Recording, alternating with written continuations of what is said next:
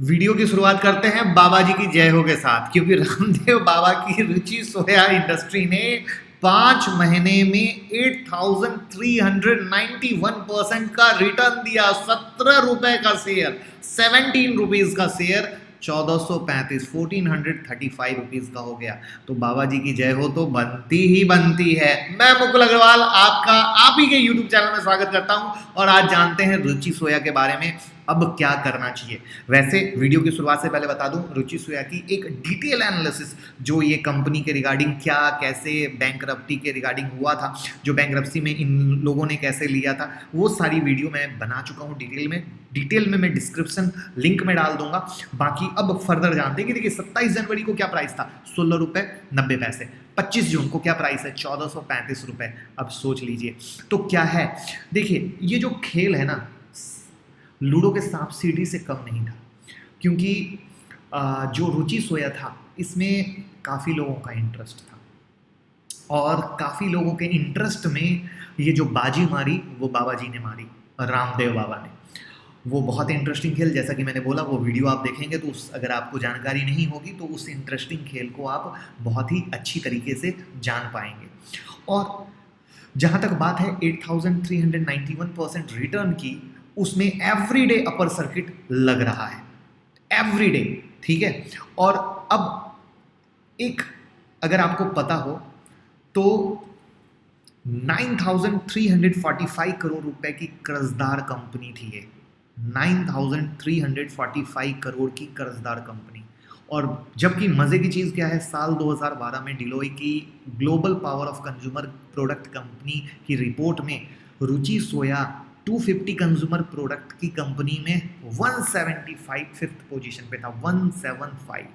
तो आप सोच सकते हैं कि 2010 में कंपनी की शेयर 13,000 रुपये से ज़्यादा पहुंच गई थी। फिर कंपनी अपने ट्रैक से फिसली, कर्ज के जाल में उछली और कंपनी पर 9,345 का कर्ज हुआ, कंपनी दिवालिया हुई, कंपनी में एनसीएलटी में केस गया, इंसॉल्वेंसी हुई, रुचि सोया के नीलामी का आदेश हुआ, रामदेव बाबा ने इंटरेस्ट दिखाया, रामदेव बाबा के साथ अदानी जी भी आए, बहुत ही मामला हुआ। फाइनली रामदेव बाबा ने दिसंबर 2019 में 4,350 करोड़ 4,350 करोड़ में खरीदा।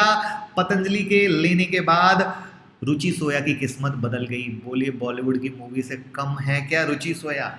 और दिवालिया होने की वजह से कंपनी डीलिस्ट हो गई थी, फिर 27 जनवरी को रीलिस्ट हुई और आज के डेट में इसका जो मार्केट कैप है 42,469 करोड़ रुपए पार कर गया है, मैरिको के टक्कर में आ चुका है।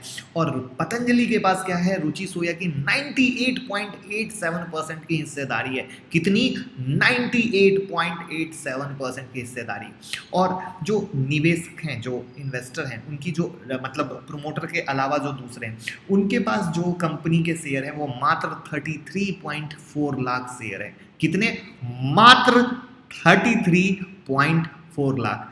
लिहाजा आपको ये समझ में आ गया होगा कि बहुत ही कम शेयर की रोज खरीदी बिक्री हो रही है, जहां पे जिसके कारण वो कंटिन्यू आराम से मैनिपुलेशन या जो भी कहिए, मार्केट में बाबा जी की पकड़ कहिए, प्लस साथ में ये कोरोना की दवा की एक्स्ट्रा बूस्ट कहिए, जो भी कहिए, वो रॉकेट सिंह बन के उसको वहां तक ले गई। लेकिन अब जो सबसे बड़ा सवाल है कि क्या इस लेवल पे इन्वेस्ट करना चाहिए, वो सबसे समझदारी वाली बात है। देखिए जो सेबी के रूल हैं उसके अनुसार पतंजलि को अपनी हिस्सेदारी छोड़नी पड़ेगी। आज छोड़े, कल छोड़े, परसों छोड़े, तरसों छोड़े, नरसों छोड़े, वो जिस दिन भी छोड़ेंगे सेबी के रूल के आधार पे, उससे शेयर का फिर से बंटवारा होगा, कीमतें फिर से एडजस्ट होंगी और उस एडजस्ट के कारण जो आपको ये चीज़ें अभी दिख रही है आज के डेट में, वो कल के डेट में नहीं दिखेगी। और जैसा कि अंदर के लोगों का कहना है कि सेबी के रडार पे ऑलरेडी है, बट अब आप भी जानते हैं बहुत सारा इनसाइडर गेम होता है। वो इनसाइडर गेम नॉर्मल रिटेल लोगों को समझ में भी नहीं आता कि वो क्यों है, क्या है, कैसे है। सिर्फ तुक्केबाजी या अंधेरे में तीर मारना या इधर से उधर सुनने के आधार पे होता है। तो देखने वाली बात होगी कि सेबी भी फाइनली कब बोलती है या नहीं बोलती है, या बाबा जी खुद से छोड़ते हैं। जो भी करते हैं वो करेंगे, एडजस्टमेंट होगी तो पतंजलि के हिस्सेदारी कम करने तक इन्वेस्टर को अब इस लेवल पे इन्वेस्ट करने की जगह इंतजार करना चाहिए। अब यहाँ पे ऐसा हो सकता है कि ये स्टॉक बढ़ के कल के डेट में 1400 की जगह 1800 भी हो जाए, 2000 भी हो जाए, तो आप कहेंगे अरे यार अग्रवाल जी आपने लेने नहीं दिया। तो नहीं, आप लीजिए, वो आपकी मर्जी है, मैंने अपनी बात कही है ना। ये चीज़ थोड़ा सा क्लियर कर देना बड़ा अच्छा रहता है, क्योंकि कुछ लोग अपने हिसाब से सोचते हैं। तो मेरा अपना प्रॉस्पेक्ट है, आपका अपना है, आप अपनी मर्जी से करें, आपको जो समझ में आता है। मेरा है कि मैं नहीं लूँगा, रीज़न मैंने आपको बता दिया, जिससे चीज़ें क्लियर, क्रिस्प और साफ रहें। ट्रेडिंग करने को और भी बहुत सारे, इन्वेस्टमेंट करने को और भी बहुत सारी चीज़ें हैं जो आराम से अच्छा रिटर्न दे रही हैं। तो उम्मीद करूँगा जो न्यूज़ है बहुत क्लियर, क्रिस्प और साफ रही होगी, जिससे आप चीज़ों को समझ पाएँ और फर्दर उसका फ़ायदा ले पाएँ। बाकी टेलीग्राम, ट्विटर से जुड़े रहिए। सेबी की कोई भी रिपोर्ट आएगी तुरंत डालेंगे, तुरंत बताएंगे और आपको बेनिफिट मिलेगा, और एक से एक एजुकेशनल चीज़ें लाते रहते हैं जिसका आप बेनिफिट लेते रहें। Thank you so much.